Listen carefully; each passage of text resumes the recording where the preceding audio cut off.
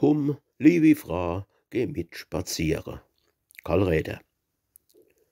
Komm, liebe Mutter, und geh mit spazieren. Es ist auch schön draus, freundlich scheint die Sonn. Du hast verdient, das helft dich auskurieren. Hopp, liebe Frau, o du mir heut die Gunn.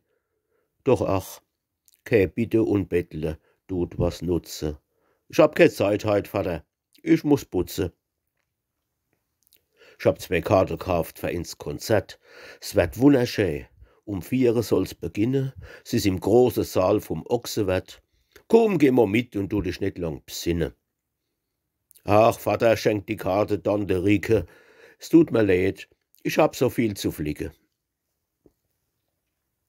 An deinem Geburtstag, morgen um 9 Uhr, da könnte man mal miteinander auf Zwickbach fahren.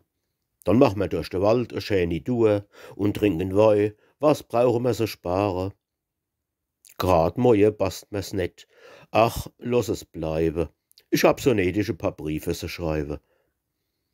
So gehen die Jahre rum. Sie hat keine Zeit. Verschiebt sich die Fred von heut auf morgen, bis dass sie dort geschafft auf'm Kirchhof leiht, von lauter Arbeit, Pflichtgefühl und Sorge. Sie sieht's net ein. Ke Bitte hilft, ke Trutze.